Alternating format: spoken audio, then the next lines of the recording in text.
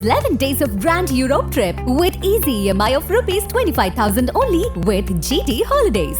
ஹரிஷ் கல்யாண் மற்றும் MS பாஸ்கர் நடிப்பில் விறுவிறுப்பான பார்க்கிங் திரைப்படம் இப்போது உங்கள் டிஸ்னி பிளஸ் ஹாட்ஸ்டாரில். குறைந்த விலை நிறைந்த தரம், தங்கள் தேவைகள் அனைத்தும் ஒரே இடத்தில். ஜெயச்சந்திரன்.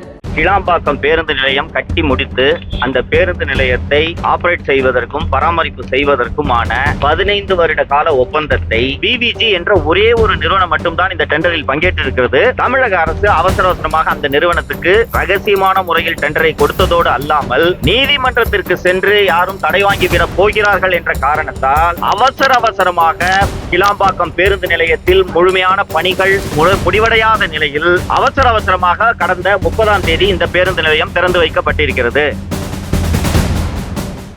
கிளாம்பாக்கம் பேருந்து நிலையம் கட்டி முடித்து அந்த பேருந்து நிலையத்தை ஆபரேட் செய்வதற்கும் பராமரிப்பு செய்வதற்குமான 15 வருட கால ஒப்பந்தத்தை வெளிப்படையான முறையில் நடத்தாமல் டெண்டர் விடும்போது அதில் ஒரே ஒரு நிறுவனம் தான் பிவிஜி என்ற நிறுவனம் தான் அந்த டெண்டரில் பங்கேற்கிறது. இது போல ஒரு 15 வருட கால டெண்டர், பல கோடி ரூபாய் டெண்டர்கள் விடும்போது ஒரே ஒரு விண்ணப்பதாரர் மட்டும் அதில் வந்திருந்தால் அரசின் கடமை டெண்டர் டிரான்ஸ்பரன்சி ரூல்ஸின் படி அந்த டெண்டரை ரத்து செய்த பிறகே அடுத்த டெண்டர் புதிய டெண்டர் விட வேண்டும்.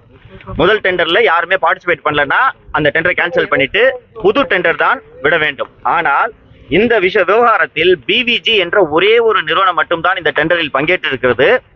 தமிழக அரசு அவசரமாக அந்த நிறுவனத்துக்கு ரகசியமான முறையில் டெண்டரை கொடுத்ததோடு அல்லாமல் நீதிமன்றத்திற்கு சென்று யாரும் தடை வாங்கிவிட போகிறார்கள் என்ற காரணத்தால் அவசரமாக கிளாம்பாக்கம் பேருந்து நிலையத்தில் முழுமையான பணிகள் முடிவடையாத நிலையில் அவசரமாக கடந்த 30ஆம் தேதி இந்த பேருந்து நிலையம் திறந்து வைக்கப்பட்டிருக்கிறது. 20/11/2023 அன்று பிவிஜி நிறுவனத்திற்கு LOA, அதாவது லெட்டர் ஆஃப் அவார்டு, அந்த நிறுவனத்திற்கு உங்களுக்கு ஒப்பந்தம் வழங்கப்படுகிறது என்று அறிவிப்போடு ஒரு கடிதத்தை CMDA எழுதுகிறது. 20/11 அன்று எழுதியுள்ள அந்த கடிதத்தின்படி பிவிஜி நிறுவனம் ஒப்பந்தம் கிடைத்த 30 நாட்களுக்குள் புதிய நிறுவனம் ஒன்றை பதிவு செய்ய வேண்டும், மேலும் 30 கோடி ரூபாய் உத்தரவாதமாக CMDAவிற்கு வழங்க வேண்டும் என்பதுதான் அந்த லெட்டர் ஆஃப் அவார்டில் இருக்கக்கூடிய விதி. ஆனால் கிளாம்பாக்கம் பேருந்து நிலையம் 30/12/2023 அன்று திறக்கப்பட்ட பிறகு 31/12/2023 அன்று தான் இந்த பேங்க் கேரண்டி என்ற இந்த வங்கி உத்தரவாதம் CMDAவிற்கு வழங்கப்பட்டிருக்கிறது. அதே போல 30 நாட்களுக்குள் நீங்கள் புதிய நிறுவனத்தை பராமரிப்பதற்கென்றே, கிளாம்பாக்கம் பேருந்து நிலையத்தை பராமரிப்பதற்கென்றே புதிய பேருந்து நிலையத்தை நீங்கள் இந்த பேருந்து நிலையத்தை பராமரிப்பதற்காக புதிய நிறுவனத்தை பதிவு செய்ய வேண்டும் என்ற இந்த விதியையும் பிவிஜி நிறுவனம் மீறி 30/12 அன்று தான் இந்த புதிய நிறுவனம் பதிவு செய்யப்படுகிறது. இந்த விவகாரத்தில் இந்த பேருந்து நிலையத்தை இன்னொன்று இந்த கவர்மெண்ட் இன்னும் அடுத்த 2 வருஷத்துக்கு தான் இருக்க போகுது. 15 ஆண்டு காலத்திற்கு பிவிஜி நிறுவனத்திற்கு ஒப்பந்தம் வழங்கப்பட்டுள்ளது. இது போக இந்த பேருந்து நிலையத்தை பராமரிப்பதற்காக பிவிஜி நிறுவனம் 2,40,00,000 ரூபாயை ஒரு வருடத்திற்கு CMDAவுக்கு செலுத்துகிறது. ஆனால் பிவிஜி நிறுவனத்திற்கு கிடைக்கக்கூடிய லாபம் என்பது 50 கோடி ரூபாய்க்கும் அதிகமாக இருக்கிறது என்பது கணக்கு புள்ளிவிவரங்களின் மூலமாக தெரிய வருகிறது. இந்த ஊழலில் CMDA அமைச்சர் திரு சேகர்பாபு, போக்குவரத்துறை அமைச்சர் Thiru Sivasankar and CMDA member secretary Thiru Anshul Mishra மற்றும் நிதித்துறையின் கூடுதல் செயலர் திரு பிரகாஷ் வடனாரே ஆகியோர் மீது லஞ்ச ஒழிப்புத்துறை வழக்கு பதிவு செய்து விசாரணை நடத்த வேண்டும் என்று இன்று தலைமையக DSP அவர்களை சந்தித்து நான் நேரில் இந்த புகார் மனுவை அளித்துள்ளேன். லஞ்ச ஒழிப்புத்துறை திமுக கீழே வேலை செய்யற லஞ்ச ஒழிப்புத்துறை இந்த வழக்கை விசாரிக்குமா அப்படின்ட்டு நீங்க கேட்பீங்க. நிச்சயமா விசாரிக்க மாட்டாங்கிறது எனக்கு நல்லா தெரியும். ஆனால் இன்று நான் வழங்கியிருக்கக்கூடிய இந்த புகார் என்பது நாளை ஆட்சி மாற்றம் ஏற்பட்டவுடன் நிச்சயமாக விசாரிக்கப்படும் என்பதில் எனக்கு எவ்விதமான சந்தேகமும் இல்லை. இந்த அரசு என்னதான் இந்த புகாரை செய்கிறது என்று பார்ப்போம். லஞ்ச ஒழிப்புத்துறை விசாரிக்கவில்லை என்றால் நான் நீதிமன்றத்தை நாட உள்ளேன்.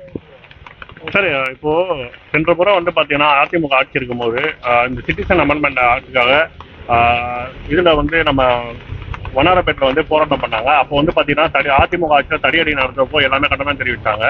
அதே மாதிரி நேற்று இப்போ தாம்பரத்தில் பாத்தீங்கன்னா ஒரு கிறிஸ்தவ கல்லூரியோட இடத்த அனுமதி முன்னறிவிப்பின்றி ஆணையர் சீல் வச்சதுக்காக மாமன்ற உறுப்பினர் யாக்குப்பட்டவர் கேள்வி கேட்கிறாப்புல. அதுதான் அவங்க உரிமையா பேச போய் நேற்று ஒரு பெரிய அளவில் ஆர்ப்பாட்டம் பண்றாங்க. அப்போ பாத்தீங்கன்னா காவல்துறை தடிநெறி நடத்துறாங்க. இது எப்படி பாத்துருக்கீங்க? திராவிட முன்னேற்ற கழகத்தோடு கூட்டணியில் இருக்கும் தமிழ்நாடு முஸ்லிம் முன்னேற்ற கழகமும் அதன் தலைவர் திரு பேராசிரியர் ஜவஹிருல்லாவும் தான் இதை பற்றி பேச வேண்டும். எனக்கு இஸ்லாமியர்களுக்கு சிறுபான்மை பாதுகாவலர் என்ற பெயரில் திமுக துரோகம் இழைத்துக் கொண்டிருக்கிறது, முதுகில் குட்டுகிறது என்பதில் எனக்கு எவ்விதமான சந்தேகமும் இல்லை.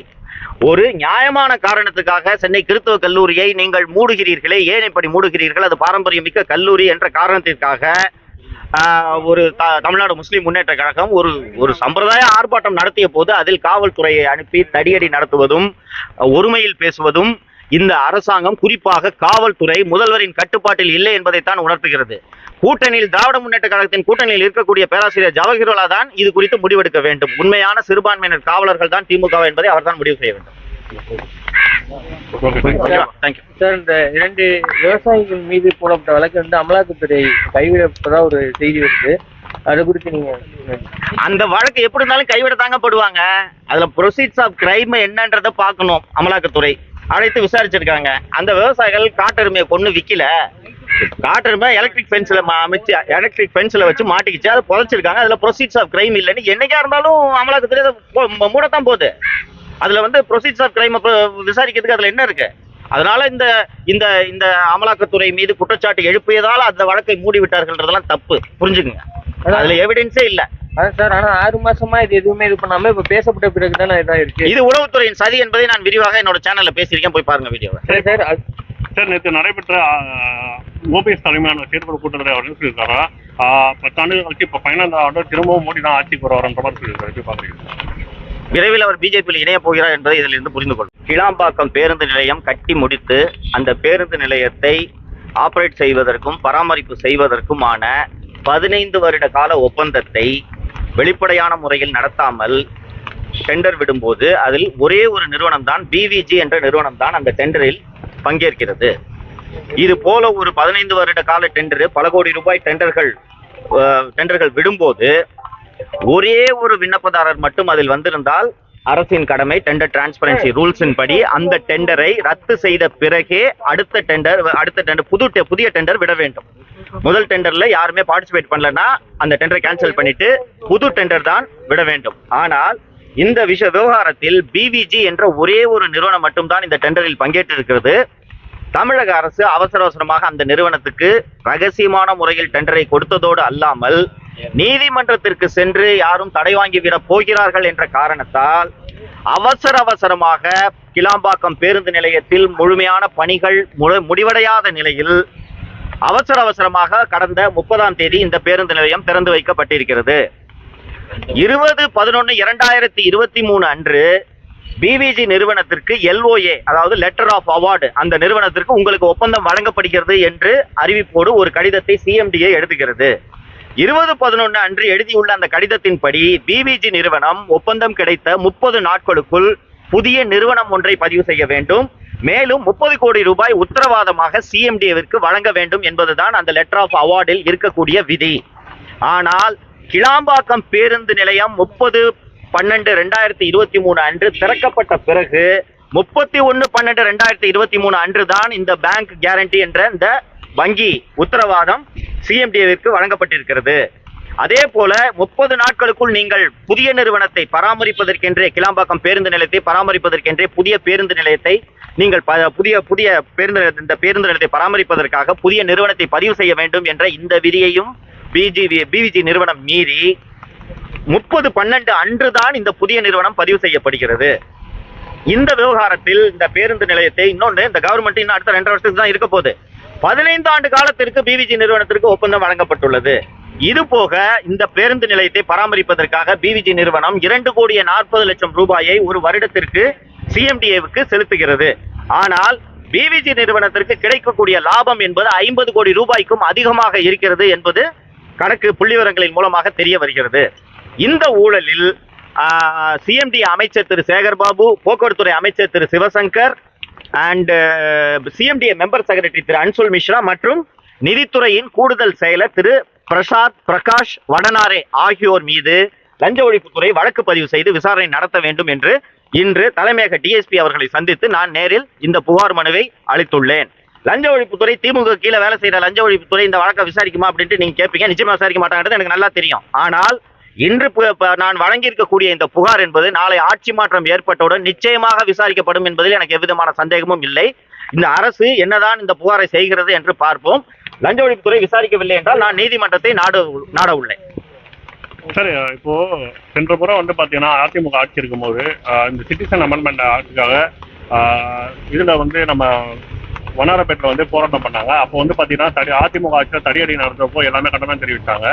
அதே மாதிரி வந்து நேற்று இப்போ தாம்பரத்தில் வந்து பாத்தீங்கன்னா ஒரு கிறிஸ்தவ கல்லூரியோட இடத்த வந்து அனுமதி முன்னறிவிப்பின்றி ஆணையர் வந்து சீல் வச்சதுக்காக மாமன்ற உறுப்பினர் யாக்கூப் வந்து கேள்வி கேட்கிறாப்புல. அதுதான் அவங்க உரிமையா பேச போய் நேற்று ஒரு பெரிய லெவலில் ஆர்ப்பாட்டம் பண்றாங்க. அப்போ வந்து பாத்தீங்கன்னா காவல்துறை வந்து தடிநெறி நடத்துறாங்க. இது எப்படி பாத்துருக்கீங்க? திராவிட முன்னேற்ற கழகத்தோடு கூட்டணியில் இருக்கும் தமிழ்நாடு முஸ்லிம் முன்னேற்ற கழகமும் அதன் தலைவர் திரு பேராசிரியர் ஜவஹிருல்லாவும் தான் இதை பற்றி பேச வேண்டும். எனக்கு இஸ்லாமியர்களுக்கு சிறுபான்மை பாதுகாவலர் என்ற பெயரில் திமுக துரோகம் இழைத்துக் கொண்டிருக்கிறது, முதுகில் குட்டுகிறது என்பதில் எனக்கு எவ்விதமான சந்தேகமும் இல்லை. ஒரு நியாயமான காரணத்துக்காக சென்னை கிறிஸ்தவ கல்லூரியை நீங்கள் மூடுகிறீர்களே, ஏன் இப்படி மூடுகிறீர்கள், அது பாரம்பரியமிக்க கல்லூரி என்ற காரணத்திற்காக ஒரு தமிழ்நாடு முஸ்லிம் முன்னேற்ற கழகம் ஒரு சம்பிரதாய ஆர்ப்பாட்டம் நடத்திய போது அதில் காவல்துறையை அனுப்பி தடியடி நடத்துவதும் ஒருமையில் பேசுவதும் இந்த அரசாங்கம், குறிப்பாக காவல்துறை முதல்வரின் கட்டுப்பாட்டில் இல்லை என்பதைத்தான் உணர்த்துகிறது. கூட்டணியில் திராவிட முன்னேற்ற கழகத்தின் கூட்டணியில் இருக்கக்கூடிய பேராசிரியர் ஜவஹிருல்லா தான் இது குறித்து முடிவெடுக்க வேண்டும். உண்மையான சிறுபான்மையினர் காவலர்கள் தான் திமுக என்பதை அவர் தான் முடிவு செய்ய வேண்டும். சார், இந்த 2 விவசாயிகள் மீது போடப்பட்ட வழக்கு வந்து அமலாக்கத்துறை கைவிடப்பட்டதா ஒரு செய்தி வருது. அது குறித்து நீங்க அந்த வழக்கு எப்படி இருந்தாலும் கைவிட தாங்கப்படுவாங்க.